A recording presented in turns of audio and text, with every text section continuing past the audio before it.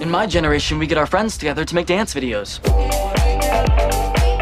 But in 1941 Nazi Germany, 16-year-old Helmut Hubner got his friends together to take on Hitler.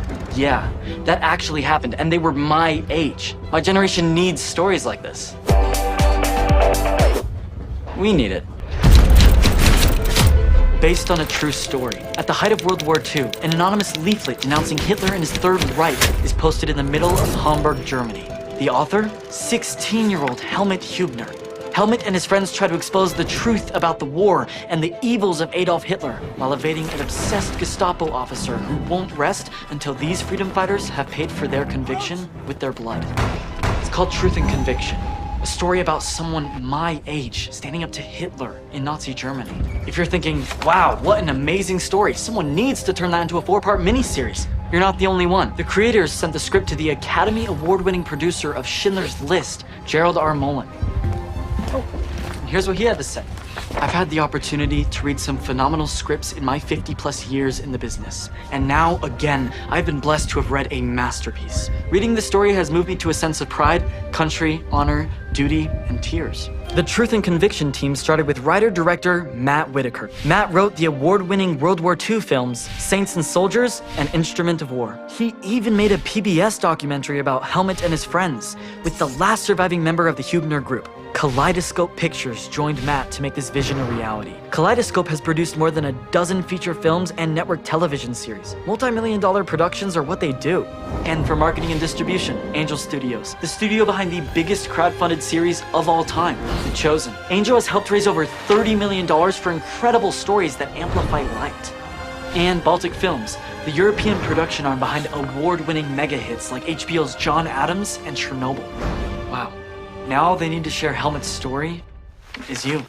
The Truth and Conviction team is inviting you to become a part owner in this series. Just click the link to invest in Truth and Conviction today. By investing in Truth and Conviction, not only could you share in the potential profits down the road, but more importantly, you would share in bringing this heart-changing story to the world. Oh, and I guess I have to say this too. As with any investment, only invest what you are willing to lose. Lawyers. But the team thinks investors could make their money back and then some. Historically, people love World War II stories, and we think Truth and Conviction can join the ranks of some of our favorites, like Jojo Rabbit, Dunkirk, The Book Thief, Schindler's List, The Imitation Game, Saving Private Ryan, and Band of Brothers. World War II stories can get intense, but the creators of this show want it to be safe to watch with your teens because it's a story about teens. I mean, this is different from watching adult Tom Hanks save adult Private Ryan. These are teens I can relate to. Think Dead Poet Society meets Schindler's List. I came across the story of Helmut Hubner more than 20 years ago now, and I'm telling you, it will not let go of me. It's a story that changes people who hear it. It might be that it's more important right now to tell this story than it ever has been. I mean, Nazi Germany would never happen again. Some authoritarian leader isn't just going to invade another country. We're past that, right? With the story of Truth and Conviction, kids my age can feel that maybe we too can stand up for what's right. So click the link or go to angel.com/truth now to own a part of this soon-to-be favorite World War II epic. It'll join the ranks of Hacksaw Ridge, The Imitation Game, Life is Beautiful, The Great Escape, Valkyrie, Letters from Iwo Jima, The Great Dictator, Patton, The Dirty Dozen, Downfall, Pearl Harbor, The Sound of Music, The Longest Day, Das Boot, Casablanca, Bridge over the River Kwai, The Guns of Navarone, The Boy in the Striped Pajamas, Atonement, Darkest Hour, A League of Their Own, Greyhound, please just click the link, The Swing Kids, The Diary of Anne Frank, Resistance, Defiance, U-571, The Zookeeper's Wife, Operation Mincemeat, Hey everybody, welcome to this Truth and Conviction live stream. I am Matt Whitaker here with my awesome partner Russ Kendall. Hey, it's great to be here. Good to have you, Russ. And just want to extend a warm welcome to all of our Truth and Conviction fans, all of our Angel fans. And Russ, we're supposed to at the beginning of all these to say how excited we are to be doing another live stream. If anybody knows Russ and me very well, you know that we actually don't love doing these live streams, but I can genuinely say that we are both actually really excited to do this live stream because we have an incredible special guest who's going to be joining us, John Ondrasik, also known as Five for Fighting. And so a special warm welcome also to all of you Five for Fighting fans. We are just so stoked to be able to have John with us, and we're going to be having him join us in just a couple minutes. But before we do that, Most of you probably remember that last week we were in Germany for this whole past week. It was the 80th. It was the commemoration of the 80th anniversary of the execution of Helmut Hübner at the Plötzensee prison outside of Berlin, where it's now a national memorial. And so the government, the German government, was holding this commemoration event in honor of Helmut and his two friends, Karl and Rudy, and what they had done to stand up for freedom. So we were there with our cameras, and we did 2 live streams while we were there. So the first one, which we did a week ago yesterday, so it would have been a week ago Tuesday, we made a huge announcement, and if you missed it, it was this, that the investment round is now live. So you can invest in the Truth and Conviction series. All of you, if you just go to angel.com/truth, and if you have already expressed interest, you just go to the same place you went to do that. And it was really cool to see that whole part of the process of when people were expressing interest and we were gauging interest. We got north of $6 million in expressed interest. And so now all of you wonderful folks who did that can just go back to the same place, angel.com/truth, and invest in this and become a part owner in the Truth and Conviction series. And we appreciate those that have already invested thus far, and appreciate that support. And again, just encourage you to go to angel.com/truth and continue that support. Help us make this show. Yeah, and share it with your friends. You know, again, you hear about stories like this, these true stories that are so inspiring, and you may find yourself saying, man, somebody should make a movie about that. That's what we're trying to do. So again, yeah, absolutely, Russ, just those early adopters who have already just dived in and invested. We're just getting started, but we're just really grateful. Let's see. Oh yeah, I was going to say, so we did that first live stream in Germany on Tuesday, the 25th, and then on Thursday we did a second live stream, which was the 27th of October, which was actually the date, the 80th anniversary of the day that Helmut Hübner was executed. We were sitting right outside the execution chamber, and it was a really tender and powerful experience. It was sober, it was reverent, it was celebratory as well. Yeah. Celebrating, obviously a horrific event, but it was also celebrating a life that mattered. Yeah, it was different than I think all of the other live streams that we've done, as it should have been. There was just a really strong, powerful feeling there that day. So I would invite you, we would ask you to, if you feel so inclined, go and check out that live stream. It's very powerful, and it touches on a lot of the reasons as to why we've been trying for so many years and working toward being able to take this true story and make it into a dramatic limited series. And so if you do get the chance to do that, again, it aired last Thursday, October 27th, and we hope you can do that. Also, go ahead and comment below. We'd love to hear from you. We love the interactions, and in this format, that's kind of the way that works is you type your comments, you type your questions below. Tell us, I love seeing where people are from, actually, because it's cool to see just all over the country. People are tuning in, so do that. Yeah, like I say, if you've got questions that you want to ask, if you've got questions that you want to ask John Ondrasik from Fight for Fighting, once he's on, put those in as well. I think he's going to hang around with us for a few minutes and answer any questions that are directed at him, and we would love to do that. Like, share, comment on this post, all those things that we just love the engagement and the back and forth that this allows us to do. Russ, do you want us to tell us a little bit more about our incredible guest that we're going to have? Yeah, absolutely. Super excited to have John join us. John's moniker is Fight for Fighting, and many know him for his songs Superman, 100 Years, The Riddle. John has written songs that have been featured in films, in television series. John is an incredible supporter of the U.S. Armed Forces. John's a great family man, and just a wonderful, wonderful individual, and we've known him for a while, and just appreciate him coming on board and chatting with us tonight. We're going to be talking about the power of music, and John, in relation to this project, has been a keen supporter and champion of it. Shared the script with John a couple years ago, and he's read it and connected with it, and so excited to chat with him tonight. So let's bring him on. John. There he is. Hey, John. Great to see you, man. How are you? Yeah. I should have mentioned you. also an avid sports fan. So, As you can see, welcome to my studio. You guys look pretty good after flying 18 hours the other day. So, sounds like a very inspiring trip. Man, was it ever. And yes, we are, full disclosure, we are still a little jet lagged. I don't blame you. yeah, it was a busy week. We're thinking this is our third live stream in a week. We also filmed content for 3 mini documentaries last week as well, just at various places where Helmut lived and worked and was arrested and imprisoned. So a lot of great content came out of that trip. But we're excited to be here with you, John. You and I have been friends for a while now. We first met, I think it was 2008, on working on a music video for a mutual friend of ours, Sandy Boynton.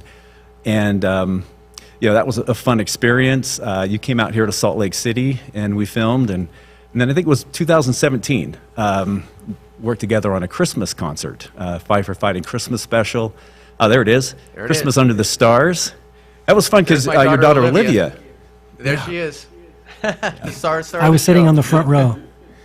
Oh, right on. So that was a lot of fun. And then it was a couple years ago, you joined us for Grace Notes.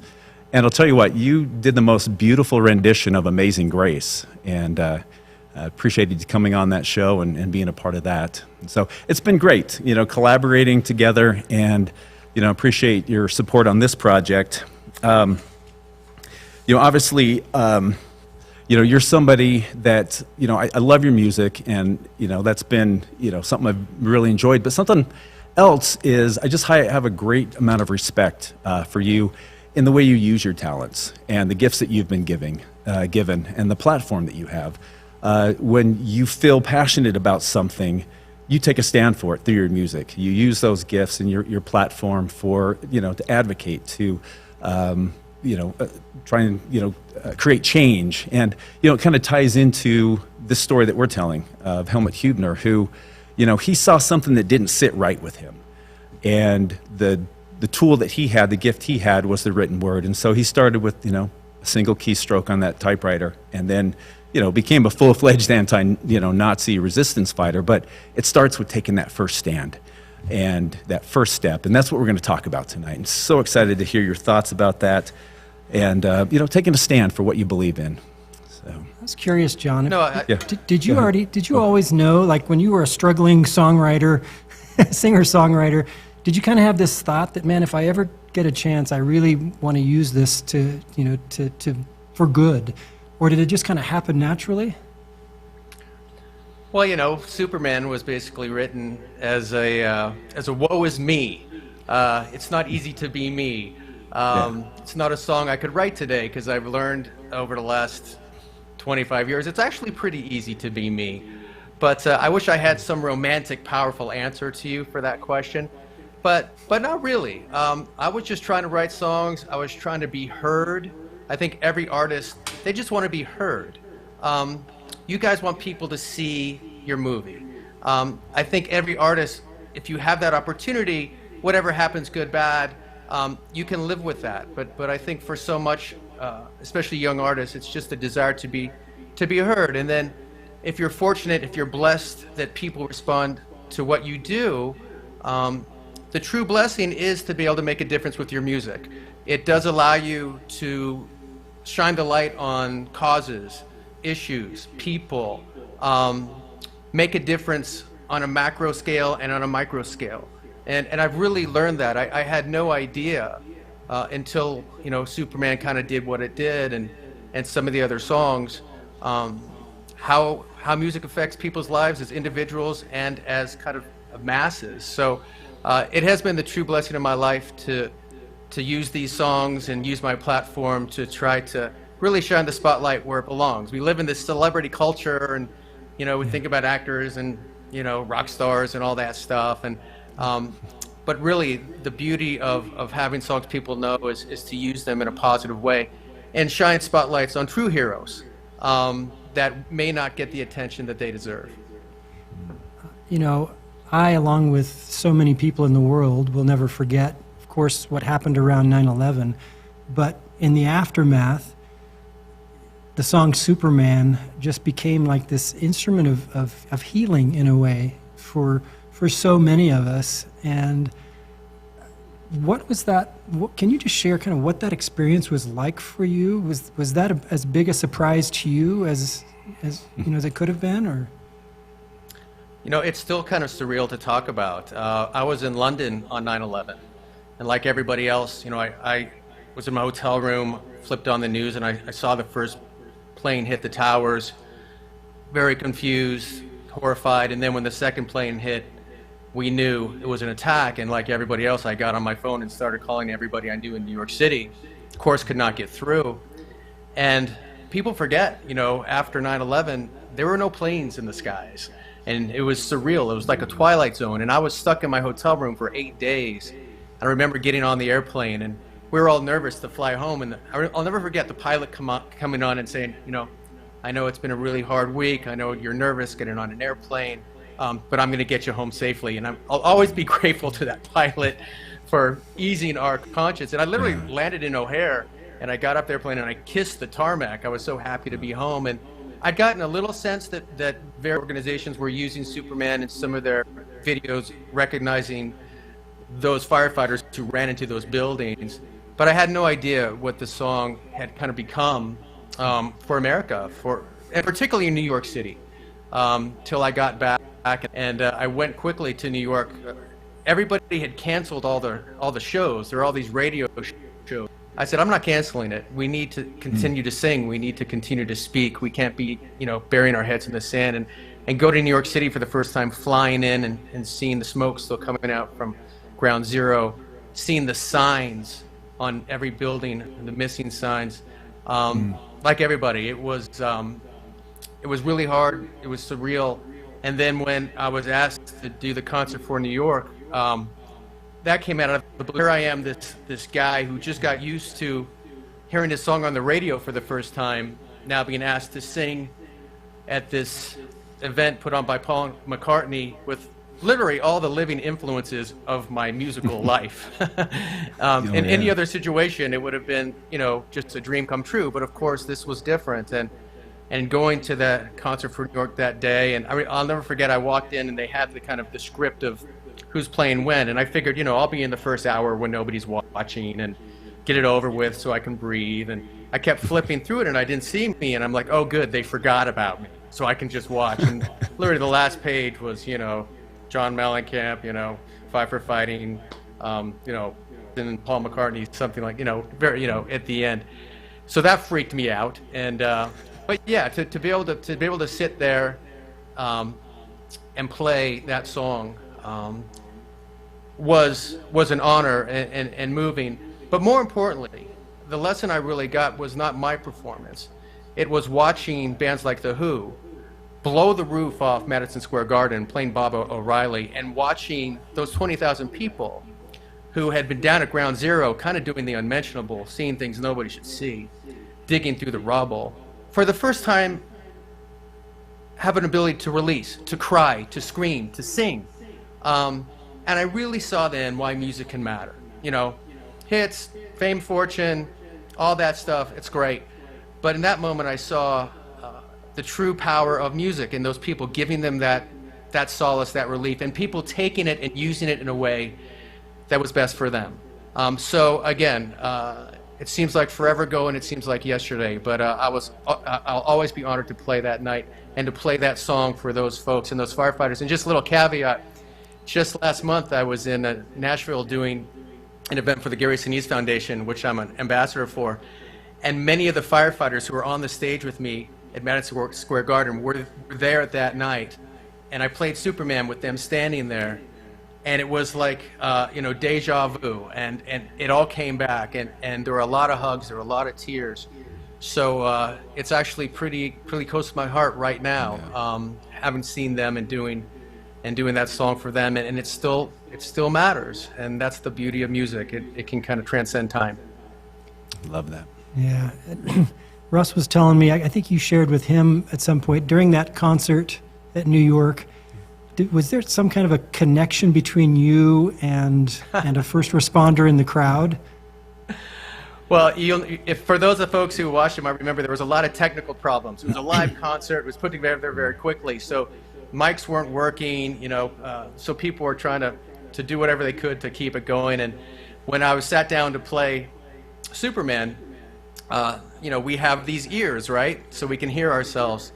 And they couldn't get my ears to work. So you could see the person introducing me trying to fill. And finally, the ears popped on. I could hear the piano. I said, let's go. Ladies and gentlemen, 5 for Fighting. Hit the first chord and 100 decibels of white noise in both ears. So it was one of those moments of truth in your life, the nightmare of nightmares. Here you are, live TV, 20 million people watching, and you have a choice. You can either pull the ears out, start over, kind of look like a fool. But I just started playing by Braille. I couldn't hear myself, and I kind of didn't know what to do. And I kind of looked out into the audience here at Madison Square Garden, and there was this kind of big union worker, two beers, a beer in each hand, kind of. And I looked at him, and he was singing Superman. And so we just started singing together. I couldn't hear a thing. I just kind of put myself in his body, and he started crying. And I tried to get through it. I got a little choked up. And so together, me and him just sang the song together. I never heard it. So it was just one of those things where you find this common humanity. And I helped him a little bit, and he certainly helped me. Goosebumps hearing that. Yeah, love that. Can't imagine what it would have been like just to be there. John, would you be willing to play and sing Superman for us? Of course. I have a piano here. Might as well use it. All right, so. Thank you. Here's Superman.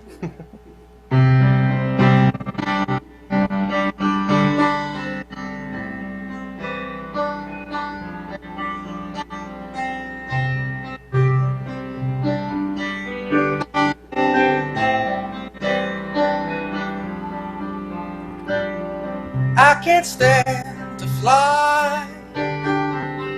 I'm not that naive.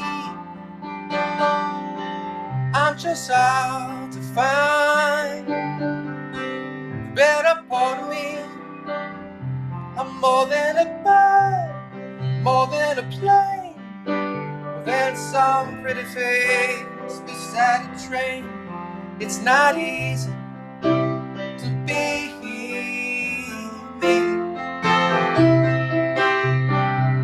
Wish that I could cry, fall upon my knees, find a way to lie, but a home I'll never see. It may sound absurd, don't be naive. Even heroes have the right to bleed. I may be disturbed, won't you concede? Heroes have the right to dream. It's not easy to be me. Up and away, away from me. Now it's alright. You can all sleep sound tonight. I'm not crazy or anything. I can't stand to fly. I'm not that naive. Man was meant to ride, but clouds between their knees. I'm only a man in a funny red sheet, digging for kryptonite on this one-way street. Only a man, a funny red sheet, looking for special things inside of me. Inside of me, inside of me. It's not easy to be me.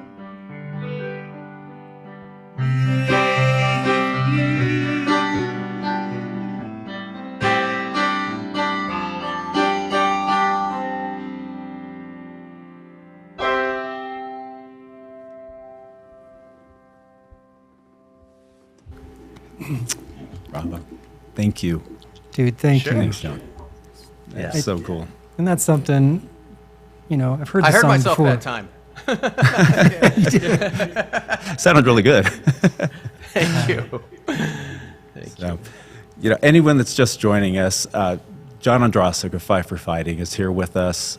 We're discussing the power of music, the power that it has to touch our souls, to inspire, to bring solace. John Ondrasik for Be careful president. what you see wish that? for. Be careful what you wish for. Thank you, Ryan Rollins. I think we'd be in good hands. But yeah, we're talking about the power music has to bring solace, like Superman did during 9/11. Also, the power of music as a catalyst for change. And you know, looking back, you know, through history, you know, I was reading recently that even Handel, with Messiah, he played benefit concerts to raise money for orphanages, and Wow. you know, using his, isn't that cool? Yeah. Using that platform, using that beautiful music that he created to benefit others, and you know, just moving ahead. You know, music played such a key role in the March on Washington with Martin Luther King. You know, the concert for Bangladesh with George Harrison. You know, Live Aid, obviously. You know, famine relief, and you know, it's just amazing.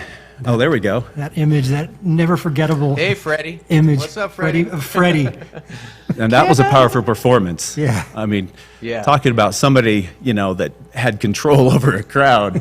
I mean, that was a Kind of a big powerful crowd, day. too. It was yes. You know, so let's talk about that. You know, the role of music in, you know, in activism, in advocacy, in a fight for freedom. And, you know, you've done that quite often. Obviously, well, I want to make sure again to mention your role with the troops, and you know, you using music to bring support and encouragement, and you know, just appreciation, you know, to those that are sacrificing their lives for the freedom of our country and for the world, really. So, you know, thank you for that. So let's talk about this a little bit, John. You know, how music can be a very powerful tool for change. Yeah, you know, as I said, it can be on personal levels and kind of macro levels. And again, one of my early life lessons once Superman in 100 Years kind of became popular was I did start interacting with many of our troops during the Iraq War and corresponding with them. And I learned very quickly how music can make a difference, but also how the troops would use the music in different ways. Some people would use it to escape, right? That makes sense. Some would use it to fire themselves up for a mission. Some would use that to wind down after a mission. And I saw very quickly how the songs that I write, whatever they mean to me is fine, but it's really what they mean to the listener. Because we take music in and we apply it to our lives in a way that's needed. And that was a good lesson for me to learn.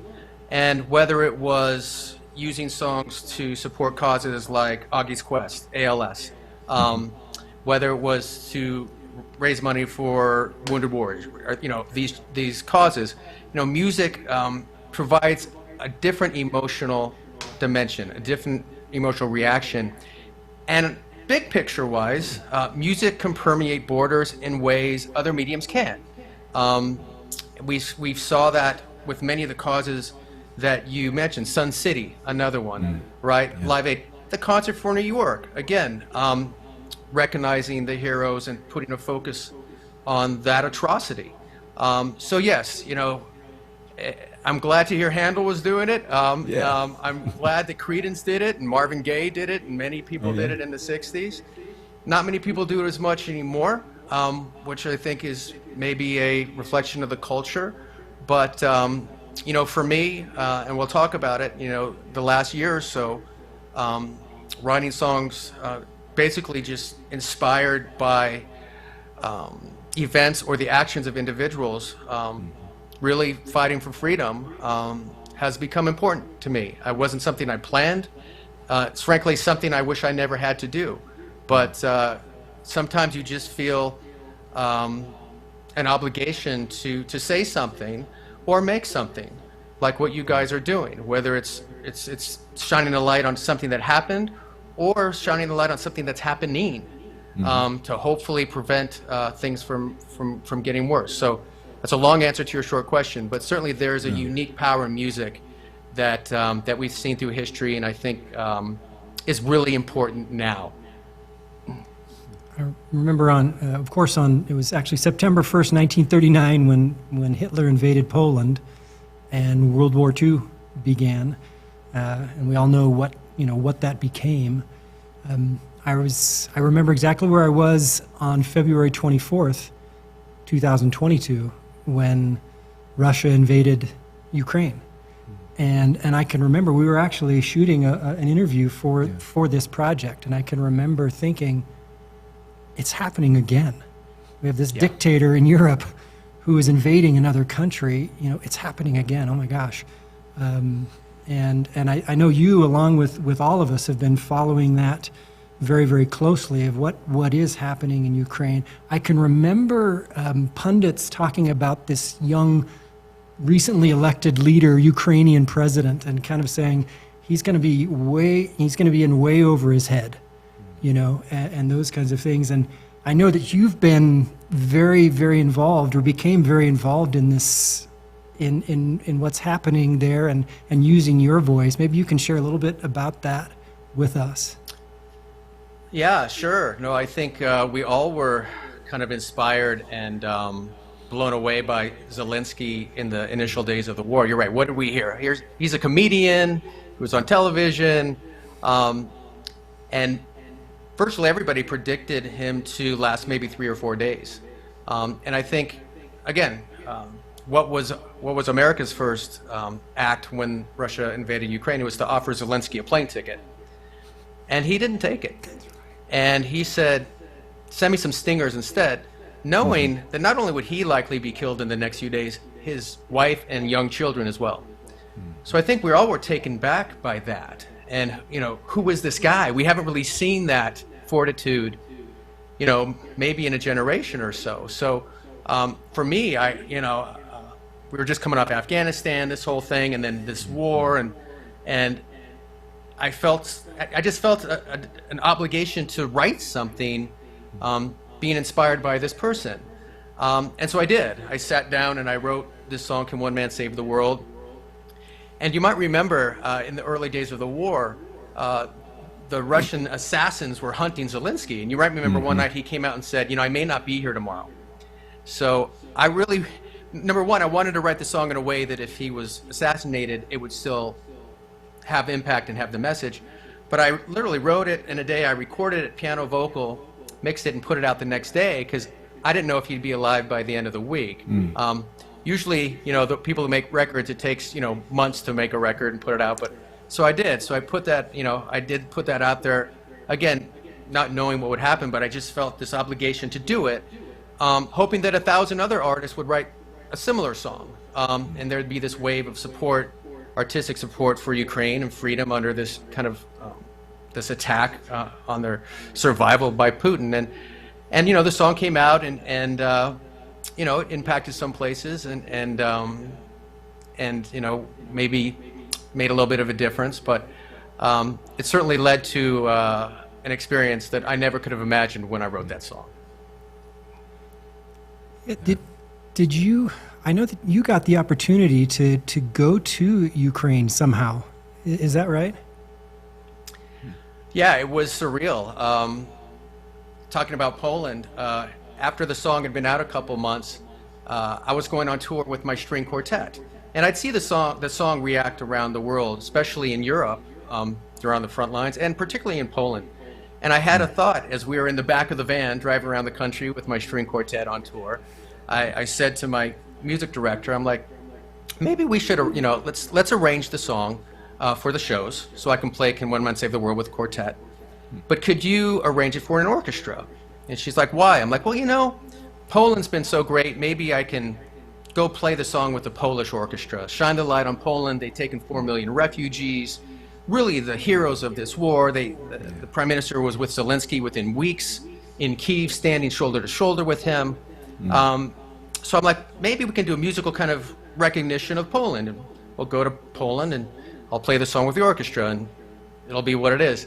So I called a friend of mine that has relationships over there, and I said, you know, how about this idea with Poland? She's like, sure, no problem, great idea. Let me get back to you in a few days.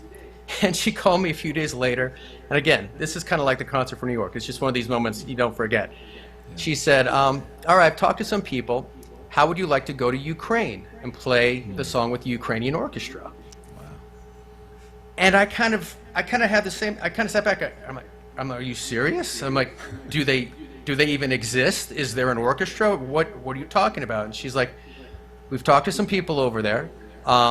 They'd like it to happen. You know, a lot of kind of minor miracles have to happen. Let's work on it. And I worked with this group, Save Our Allies, when Afghanistan, with withdrawal from Afghanistan, and they, I'd kind of embedded with some of these groups, and they also had relationships in Ukraine, so they started working on it, and Save Our Allies rescued 12,000 Afghans in 10 days. Truly heroic stuff with these special forces guys, just heroes. Make you so proud to be an American to see what these people did. So I'd already known them, and they had moved their operation from Afghanistan to Ukraine before the war even started. They were doing heroic work there already. You might remember Benjamin Hall, the Fox News reporter who was severely injured. They saved his life. I met the guy. I saw the ambulance. So there was these kind of two folks working on it. Long story short, I was on tour, didn't know what was going to happen. It was the last night of my tour. I checked my email. There was a plane ticket to Krakow for the next day. And my wife was with me because we thought this might happen. So you guys could probably understand I had a long dinner with my wife, a long conversation, a couple glasses of wine, and but I'll always be grateful she let me go. And so off I went to Krakow, and talk about a surreal 48 hours. You know, we've talked before, but one of the things that really intrigues me about your project is when I went to Ukraine, you fly to Amsterdam, you fly to Krakow, you get this guy drive you 200 miles an hour to the border. He literally drops you off the border. Nobody speaks English. You walk across the border yourself. There's no Wi-Fi. You try to get a car. We got a car to Lviv. Hopped on a train with some congressmen. It was like a bad movie. But once we got there, you really kind of felt what was going on there, and we can talk more about it. But it was a humbling, illuminating experience to see it firsthand, to see these people, just like Hübner did in Nazi Germany, literally under attack every day, and you have to go. Of course, they weren't in Russia. But to see physically the atrocities that I did see, to talk to the people who'd lost loved ones, in a 1950 setting, because the trains were from 1950. The tanks I sat next to when I played our video that you'll see are World War II tanks. So here I was in this World War II twilight zone, with this invasion, talking to people every day about freedom and liberty and seeing it firsthand, and meeting those who lost loved ones. So it was heavy. It was every emotion you could imagine. Incredible. And then you ended up playing that song with, so you were planning, the initial idea was to play it with, maybe play it with a Polish orchestra. Yeah. You ended up playing it with a Ukrainian orchestra? We did. We found somebody who could put together the Ukrainian orchestra. There's 30 of them, and it's literally as I was driving from Krakow to the border, I was on my laptop trying to produce the recording session, which was crazy in itself. We hired a great conductor, and the beautiful thing for them was they hadn't played in months. Of course, they'd been scattered across the country, so they came into Kyiv for this. So we're trying to get the recording done.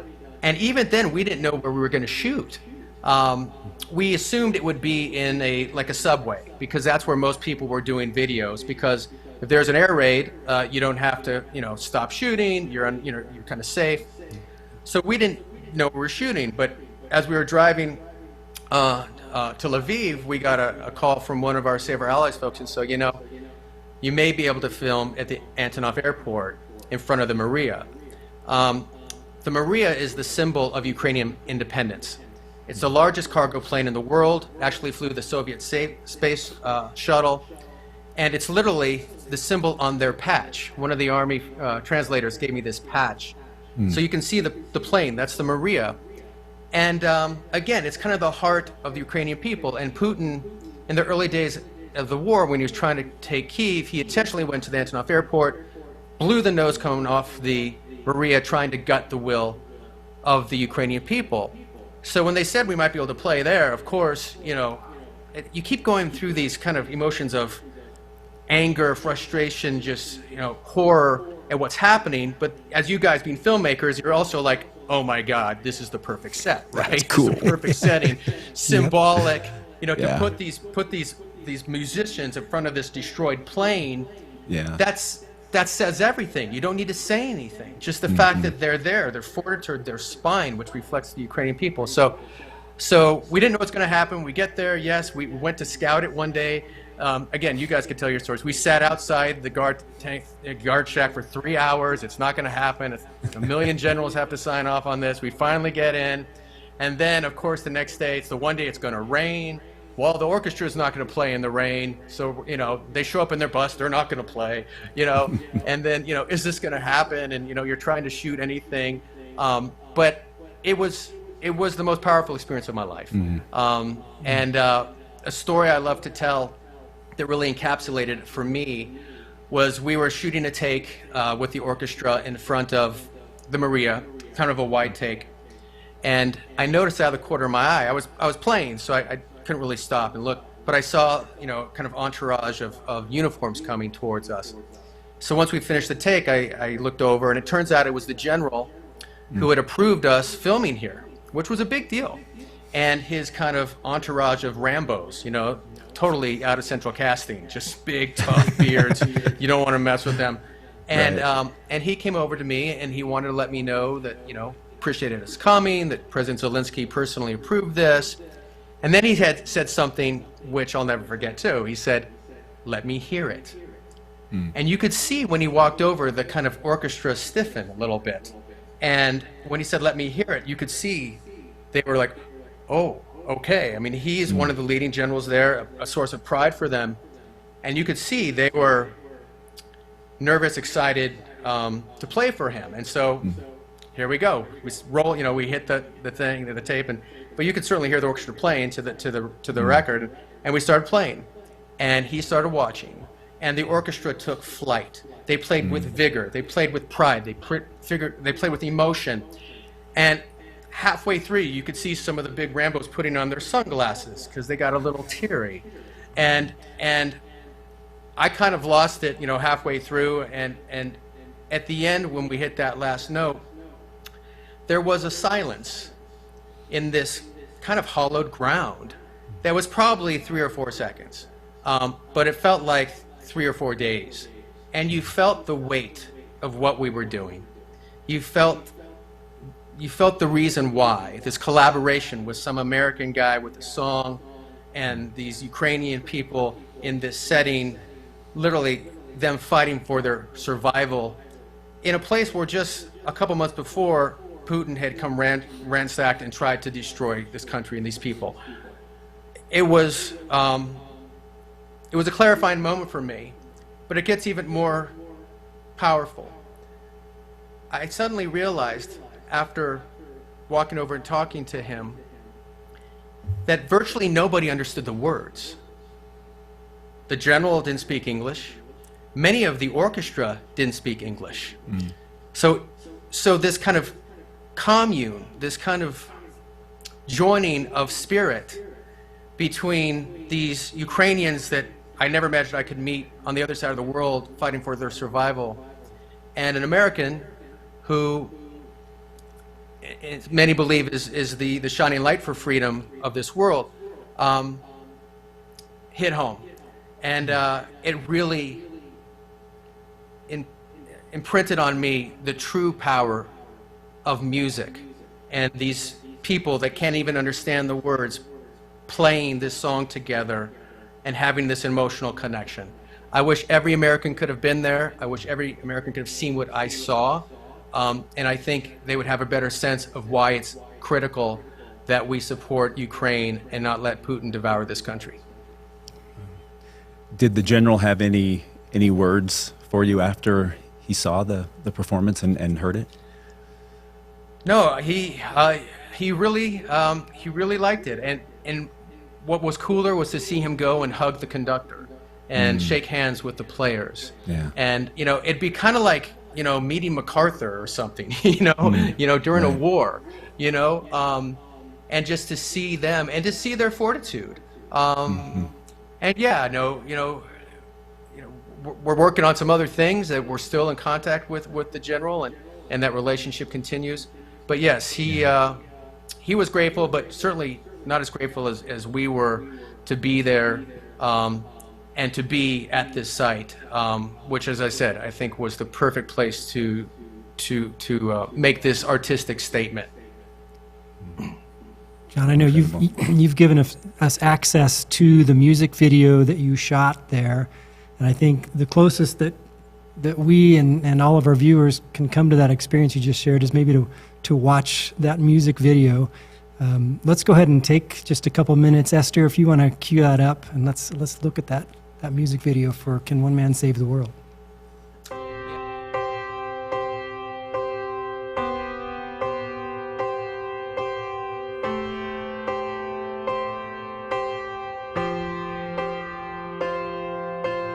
Who is this comedian? His audience, more mice than men. The Superman, Ukrainian, I don't know. Great-grandson of the Holocaust, an Eastern heart the West has lost. Nail or carry up his cross, I don't know.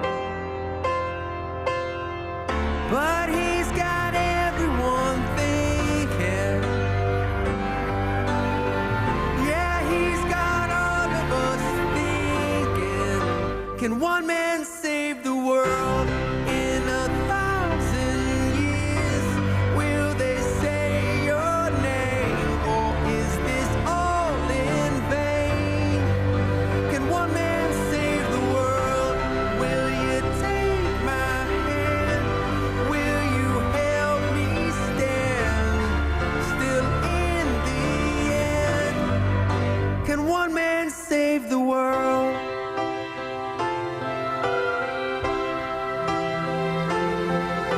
Olena pulls him to her breast. The bear, the devil stabs their chest. Can one embrace, raise the oppressed? I don't know. Does freedom still have appetite? Is there the will, the goods to fight? Can a single flame light up the night? I don't know. Yeah, but he's got you all thinking.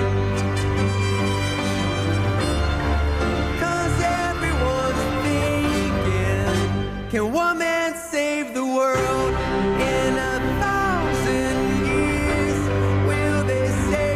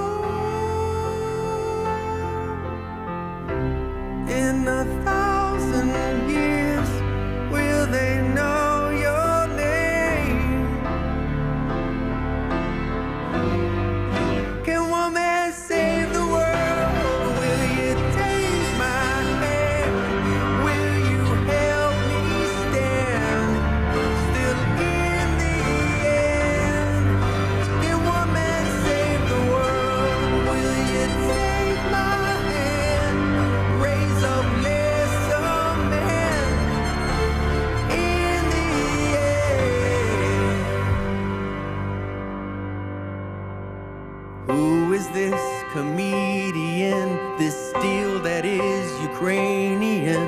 We die but maybe live again. Can one man save the world?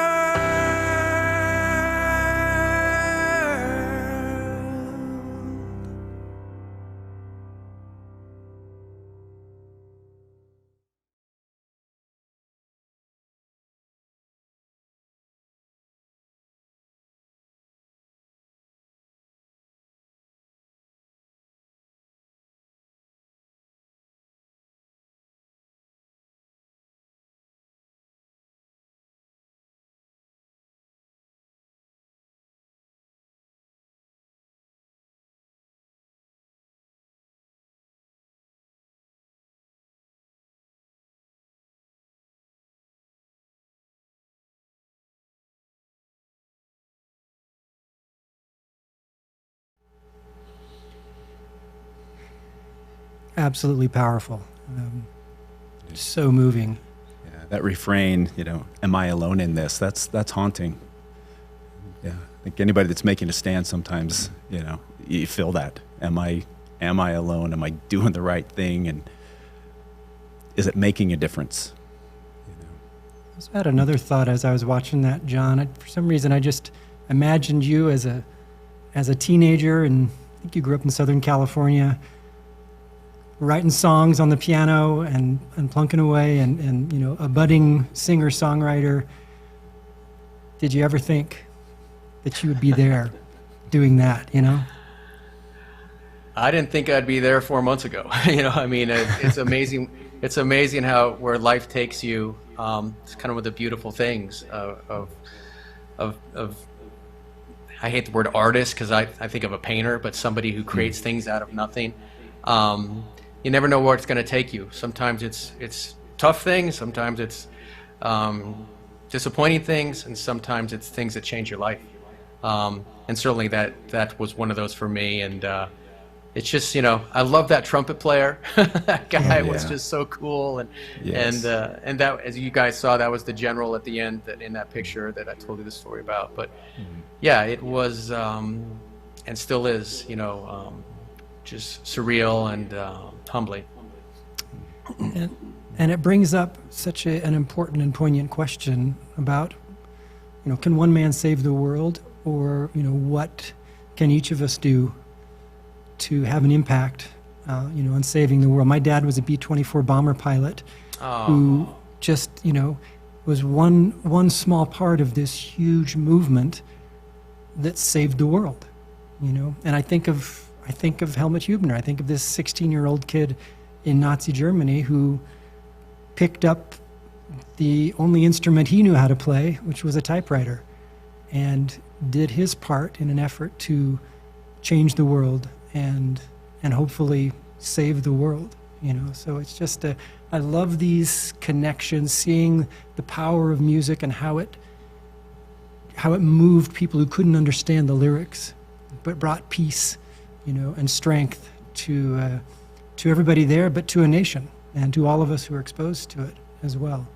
And just seeing how, again, for this project with Truth and Conviction, how we're trying to tell a story about a kid who, I don't know if Helmut ever actually, I'm sure that he didn't say to himself, maybe I can save the world, but I'm sure that he said, maybe I can do something. And this is all I know how to do. So I'm a good writer. So I'm going to write what I know and put it out there and risk my life to do it, you know. So anyway, just such a powerful connection for me. And to all of our viewers, if you are watching this and just thinking, okay, man, yeah, this is powerful, and maybe I can do my little part in this. One thing could be to go to angel.com/truth and check it out. This is where you can go and become an investor in this project, become a part owner in this project. But I think more important than that, you can help us tell this story. And it's a story that is worth telling. So, John, so grateful for you sharing that with us, for you sharing your your talent and your passion for doing something with the gifts that God has given you. So just so grateful.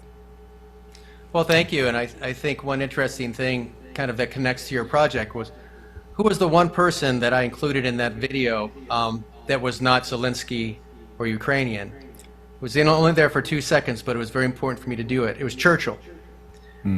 Churchill. Certainly, one person can't save the world. Certainly Zelensky's not Zelensky if he doesn't have the fortitude of the Ukrainian people behind him, and I would argue the rest of the free world behind him. But we saw that in World War II. Was Churchill the only one? No. But sometimes one person's will can inspire or also shame people into doing the right thing. And the thing that really attracts me to your project now is I think it's so timely, because we are seeing Hubners all over the world. We are seeing women in Iran be murdered for fighting for freedom. We already see in Afghanistan the cost of the loss of freedom.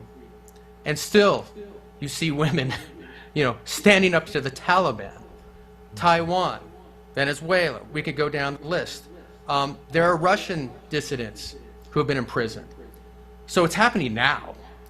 And that's why I think it's so important to tell these stories. And tell stories of what's happening as we speak and connect those dots. Because freedom mattered in 1940, it matters in 2022. And the last thing I'll say about your project, which again is very appealing to me, is the fact that your hero is a teenager. I as a dad with 2 kids in their early 20s, I'm very concerned that our generation of children really don't appreciate the cost, the sacrifice of freedom. That's all they know. That's all we've grown up with. What's happening on the other side of the world, it's far away from me. It's a TikTok world. And I think it's critical that we engage them and remind them of history and that there is a cost. Freedom is not free. And I think your piece that has a teenager who literally died for freedom is something that needs to be seen, not just on streamers or on your platforms, but in schools. It's important. And also, I really appreciate that you guys are making it in a way that'll tell the story, but not be so gratuitous that you can't show your kids. I think that's so critical. You want to be able to show it to a 13-year-old, to a 14-year-old, without having to fast forward through or be worried about that reaction. So again, I appreciate what you guys are doing. It's a big lift. I know how it is to do these projects. It's really hard. I had to fund my trip to Ukraine myself. Nobody's standing there with a check. I don't have a big studio beside me. And that's what you guys are doing with your partners who are watching this. So I really appreciate anybody who wants to invest. And again, it's great to do it. You'll get your money back, you'll make some money. But what really matters is do whatever you can to make a difference for freedom. Whether you're Zelensky, whether you're some songwriter, we're filmmakers, whatever you do, we all have a role to play. Some people say, well, what can I do? Yeah, you can donate money to people like Save Our Allies. You can invest in truth and conviction. You can find ways to do it. No effort is too small. That's what I say. And we all have a role to play. The one song that I always end my shows with is, what kind of world do you want? And basically that song says, you can stand and complain, or you can take action. And I'm more of a fan of those who take action and try to make a difference in whatever little way they can. Love that. Beautifully said. Yeah. John, do you have another minute or two if we have some questions? Yeah. We can just see if we can field some questions. Field a couple questions. Let's see what we got here. Okay, good. Time for one question. It says, Five for Fighting has the song Hope. What gives you the most hope about the Truth and Conviction Project? John? Well, I'm always inspired when artists have passion projects and have the will and the fortitude to make them. Matt, I know, again, you've been thinking about this for decades. Been a while. And, a lot of people would throw in the towel. But I think this time, where we're at right now, we're on the tipping point of history. Freedom's on the tipping point. And I think what happens in Ukraine will have generational consequences. Taiwan, we saw what happened in Afghanistan, but you also see people standing up for freedom who've been oppressed for so long. We talked about Iran. So, you know, making this kind of content gives these activists a shot in the arm. They're like, oh, I'm not alone in this. Here's some other folks that believe in freedom. We're trying to do a concert for freedom in Poland, a Live Aid type concert with all the big artists in the world, just again, to give a shot in the arm to these people who are literally risking their lives and sometimes dying for freedom as we're talking right now. So these kind of efforts, I think, are critical. And not only do they shine the spotlight on Ukraine and Poland, as we talked about, the main reason I went to Ukraine and filmed this video was to get it into Russia. I wanted the Russians to see this. I wanted them to see, no, Ukrainians are not Nazis that Putin's telling you. You're the pariahs, and you have the choice, the obligation to take out your tyrant. And this song can get in there where other mediums can't.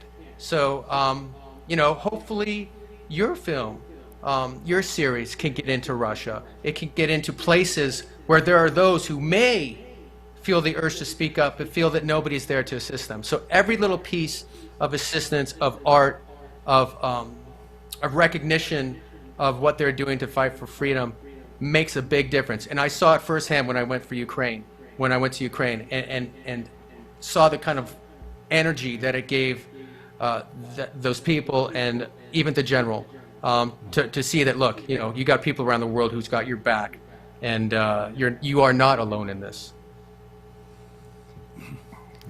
Yeah, thank you so much.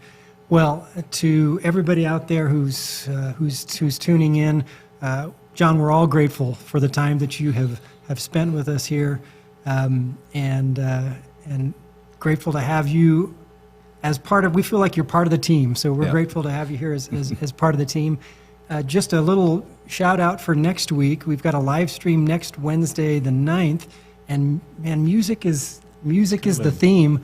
Our special guests next week are the Piano Guys. So we'd invite everybody. Yeah, aren't they? Isn't that awesome? They're awesome. Yeah. So invite you to tune in next week, next Wednesday evening, 6 p.m. Mountain Time, and we'll be joined in studio with the Piano Guys. And again, go to angel.com/truth. You can invest now and be a part owner in this project. We will bid you farewell and goodbye, and then just right after we're done here, they're going to show a cool little pitch video, if you will, a little video that tells you a little bit more about the project and how to get involved. So again, John, thank you. And thank you very much, my friend. And to everybody, good night. In my generation, we get our friends together to make dance videos. But in 1941 Nazi Germany, 16-year-old Helmut Hubner got his friends together to take on Hitler. Yeah, that actually happened, and they were my age. My generation needs stories like this. We need it. Based on a true story, at the height of World War II, an anonymous leaflet denouncing Hitler and his Third Reich is posted in the middle of Hamburg, Germany. The author? 16-year-old Helmut Hubner. Helmut and his friends try to expose the truth about the war and the evils of Adolf Hitler while evading an obsessed Gestapo officer who won't rest until these freedom fighters have paid for their conviction with their blood. It's called Truth and Conviction, a story about someone my age standing up to Hitler in Nazi Germany. If you're thinking, wow, what an amazing story, someone needs to turn that into a 4-part miniseries, you're not the only one. The creators sent the script to the Academy Award-winning producer of Schindler's List, Gerald R. Mullen. Here's what he had to say.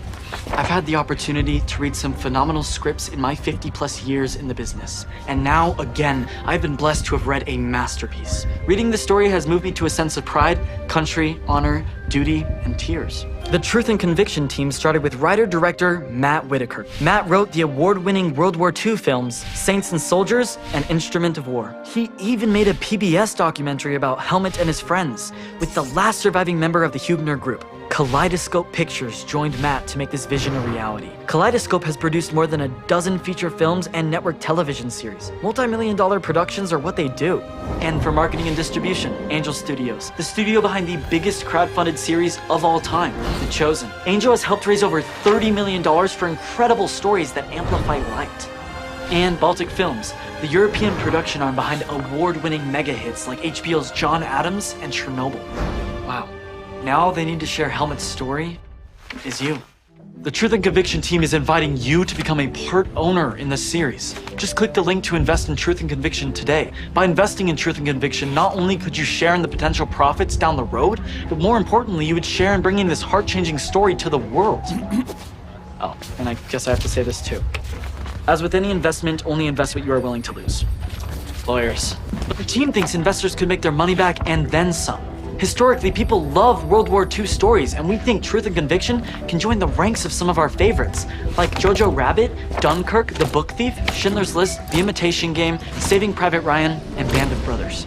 World War II stories can get intense, but the creators of this show want it to be safe to watch with your teens because it's a story about teens.